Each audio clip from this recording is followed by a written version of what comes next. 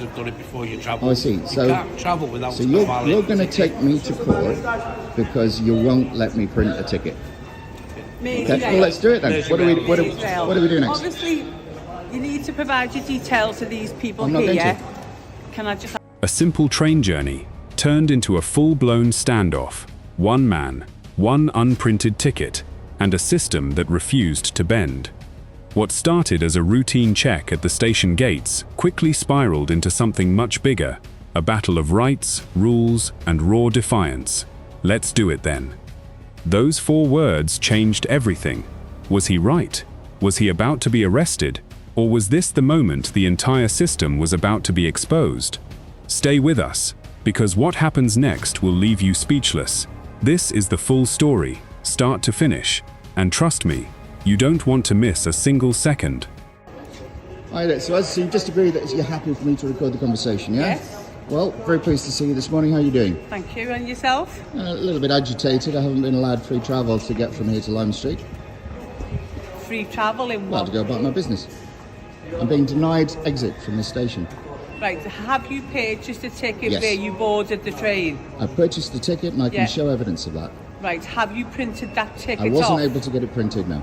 Right, is there a reason why you were unable to get it printed I was running off? for the train. I have to be in a really important meeting in Reading, and I had to run to get the train because it was going to cause me enormous problems if I didn't get that train and was delayed for that really important meeting in Reading. Right. And I thought, quite reasonably, Yeah. that I've paid for a ticket.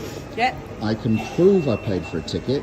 I can prove I've got the code for the ticket. And I literally, as I've said to these people, all I need to do is to go there to get that ticket and to show these people the ticket that I have purchased and paid for. And they're denying me an ability to do that. I understand their reasoning. All I'm saying is I paid for a ticket, so my belief is that in law I can show I've had no intent to defraud anybody. Yeah. I haven't travelled this network trying to travel without a ticket, and I can evidence that. And so I did not intend to give these people my personal details. I don't believe they're empowered to take them, and I'm not going to give them to you. Should you, of course, arrest me, I will, of course, give you my personal details, Yeah. and I will abide by the empowerment that you have. But I think, frankly, I can travel the country, I can go to Reading, I can go to Manchester, I can go all over the place, get a ticket, I can tap my phone on devices. It's only here in Liverpool that we see... A man stands at Liverpool Central Station, trapped between a locked gate and a train he's already paid for. What starts as a simple morning commute is about to spiral into a full-blown standoff with rail staff. He agrees to be filmed, and the moment the camera starts rolling, the tension is already palpable. He claims he's being denied his basic right to travel, despite having a ticket. But there's a catch. It was never printed. In the next few seconds, we hear his side of the story. A man in a rush, racing for a train, believing that payment alone should be enough. Is he right? Or is this about to become a lesson in how rigid the rules of the railway really are? Buckle up. This is where it all begins. To have this archaic system with these people who cause these problems for people who are just trying to pay for tickets and go about their daily business, minding their own business, which is all I'm trying to do. Right, okay. Obviously, when you do purchase your ticket on the train line, you do have to tick to the terms and conditions that you have to print it off. I don't know, nobody ever reads that stuff, do they? I know, but unfortunately you do need, as you say, on this network here for Merseyrail, they do require you to have the said ticket printed off, ready for inspection at the gate or at the barriers I take here. your point, I take your point. Yeah. All I would say is that, anybody can have a policy. Anybody can make a rule, yeah? Doesn't mean it's a criminal offence, doesn't mean it's a civil offence. I don't believe I've committed an offence. I mean, they may think I've broken their procedures and policies, that's fine. I don't believe I've committed any offence because I've paid money for a ticket to travel and I can prove that. Yeah, so where is my offence? No, but you have got your ticket, but you've not printed the said ticket so off. Where's my civil or criminal offence? But you should have printed it off before you travelled. You could say you've got to stand on... Sorry to interrupt. No, it does say, obviously, on the train stations and on the trains, that you have to have your ticket ready to present to these guys. And if you have it on the phone, which is the actual ticket, and I yours it. isn't the actual ticket. Yours is proof to say you've purchased a ticket, but you've not yet you've not yet printed that said ticket off. I see what you're saying, but my point is slightly different. My point is that what's happened, you could have a rule on the terms and conditions on Merseyrail saying everybody on the train has to stand on one leg. Here's where the real argument ignites. Staff calmly explain the golden rule of train travel. If you don't print your ticket, it doesn't count, no matter what your phone says. But our man isn't backing down. He flips the script with a bold analogy, comparing this policy to an absurd rule where passengers are forced to stand on one leg. His point, just because a company makes a rule doesn't mean breaking it is a crime. It's a battle of logic versus policy, a debate that's about to test just how far personal interpretation of the law can go against official station procedure. Everybody would have to stand on one leg, and you could threaten people if they didn't stand on one leg.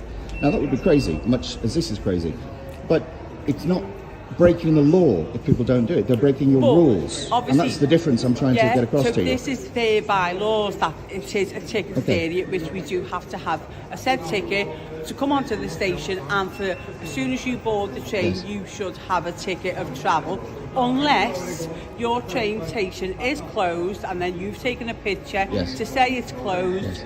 Come to these guys and they will sell you a ticket. It's often closed, it's often nobody there, and then it would be fine. But you've purchased your ticket already, but unfortunately, because you haven't printed it off, you should have printed it off before you travelled. So my point to you again is that I've looked at the bylaws, and I may be wrong, but I've read the bylaws, and my understanding of the bylaws is that they say if you break these bylaws, you may be taken to court. And if you're taken to court, and it can be shown that there's an intent to defraud, you may be prosecuted. Now I can show there was no intent to defraud. So if we go to court, it's all going to be very annoying for me, very embarrassing for Merseyrail, but I can show there was no intent to defraud, so I don't believe that I'm in any kind of situation where I've broken these bylaws. I'm on the train, I paid for the ticket, I'm trying to go about my business, these people are stopping me. All of our problems, it's not your fault, I know, all of the problems we're having is because you've got these crazy laws, bylaws that are about 15 years out of date. The world has moved on. We all buy tickets online, we all represent those on our phones. That's what I'm trying to do, and that's what I'm being stopped from doing. Now the stakes rise. He pulls out his trump card, citing the actual bylaws governing rail travel, insisting that unless there's clear intent to defraud, no crime has been committed. It's a calculated move, turning a simple ticket dispute into a legal argument. But then, a second staff member steps in with a revelation that shifts the entire tone of the conversation. Some passengers use this very excuse, unprinted tickets, to later claim a refund after completing their journey for free. Suddenly, this isn't just about one man and his ticket anymore. It's about a loophole that the system is desperately trying to protect against. Is he one of those passengers, or just an unlucky commuter caught in the crossfire of stricter enforcement? So the train line tickets, as you said rightly, you have to print out the tickets. If it's not printed out, it's not valid to travel on the train. I know this is what the lady said to me. It's not valid on the train. And what I'm saying is that Can I just explain to you? Yes. What happened is sometimes people buy train line tickets. Yes. They don't print it. They do the journey. They complete the journey. Yes. What happens is they get refunded. Well, that would be terrible. They get refunded. That would be terrible. Okay. So some people does that. Okay. I'm not saying you do. No. Your intention to do that. Specifically, on these occasions. Specifically, I asked these people to let me go just over there, to print the ticket, and they would see I'd printed the ticket, and they would know that it had been their paid. understanding would be, So if they went here, you would have done the journey, and you got the refunded as well from the train line, they're always which here. some people does that. Okay.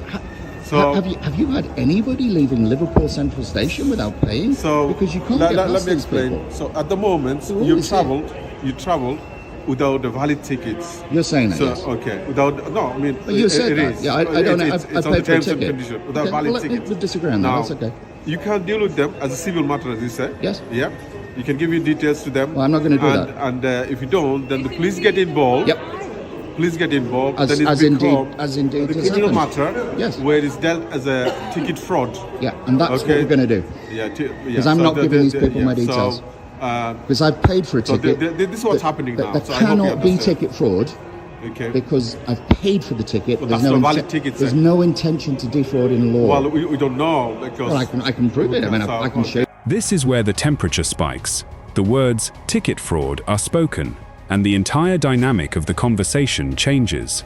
Staff warn him, refuse to hand over his details, and police will get involved.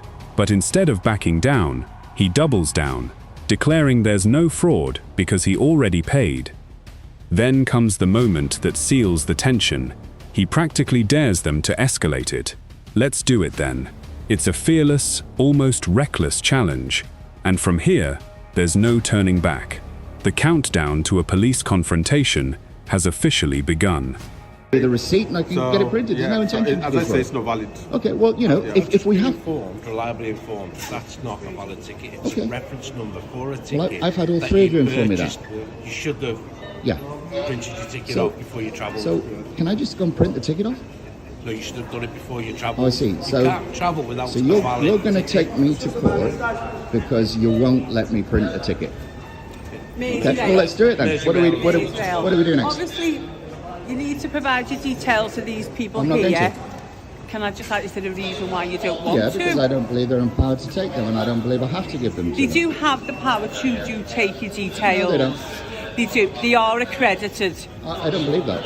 I'm Right. sorry. Well- I will give, if I'm arrested, I will give my details to the arresting police officer Yeah. when hearing the basis upon which I'm being arrested, because that will then be used in the court of law. Right. At the moment, I do have a necessity because you're not failing to provide your details. I will not provide my details But, until I'm arrested. Yeah. Why would I want to arrest you? Well, I don't want you to arrest me, but Yeah, I'm not, and I don't want to arrest nobody you and has any take you business- to custody. Yeah, And I really you've don't got want a that meeting either. to get I to. really don't want I've that. still got things to do today, I'm obviously. not going to be pressured into giving Yeah. people my details. I have a right not to have the right to privacy. I will not give people my details and they're pressuring me to do that. I don't believe you have a right to take my details until you arrest me. If you arrest me, if there is a basis for you to arrest me, and you arrest me, and you tell me why I'm being arrested, I will of course comply and I will of course give my details. But I Right. will be arrested first before I give that information. But then, what I'm going to say, if I arrest you, This is the heart of the storm, the peak of the standoff. He plants his flag firmly. He will not give his personal details unless he's formally arrested. It's a battle of wills, staff insisting they don't want to arrest him, while he insists his privacy is non-negotiable. Then, a twist. He hints at exposing this entire encounter to the world, warning that once this goes on social media, people are going to start questioning the very system that put him in this position. It's no longer just a ticket dispute. It's a public reckoning waiting to happen, and everyone in that station knows it. then Yeah. I take it on a police matter. Yeah. Where you provide your details to them. Yeah. You fill a complaint form in. You're not happy because of the system. So why don't you write to me and explain we, to them we really need the to change the system, and when this goes on social media, a lot of people are going to start talking about why the system needs to change, because it's broken. I can travel all around the country paying online using my phone. Yes, That's but you just haven't normal. got the ticket. I have You paid for a ticket, yeah, but and I that's can just the print that reference ticket number. just over there. Yes, but you should have I can printed the ticket before you travel. And you're going to arrest me for that.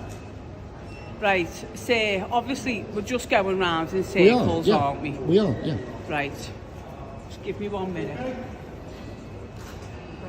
What an absolute waste of everybody's time. These people must have far better things to do than wasting their time with me for this kind of thing. These rules really need to change, because, you know, we're so far behind the rest of the country in Liverpool. It's quite unbelievable, you know. So the lady who spoke to me now doesn't seem to be arresting me. I'm not entirely sure if she's legally empowered to arrest me as British Transport Police. That's up in the air. She seems to be on the phone, so I'm suspecting that she may be calling the police, who may then come to talk to me and come to arrest me. So this is just even more of a waste of everybody's time. But fundamentally, I don't believe that I should be required to give anybody my details unless they're a duly empowered police officer and I'm being arrested for some kind of crime, which I don't believe I've committed in any way, shape or form, because there was no intent. The final stretch, and the suspense doesn't let up. He watches closely as a staff member picks up the phone, and immediately, his mind races. Is she calling the police? Is this the moment it finally escalates beyond words? He questions her authority altogether, wondering aloud whether she's even legally empowered to arrest him in the first place. As the clip winds down, one thing is clear. This isn't over. No resolution, no clear winner. Just a tense, unanswered question hanging in the air. How far is this going to go? And that, right there, is exactly why you need to stay tuned for what happens next.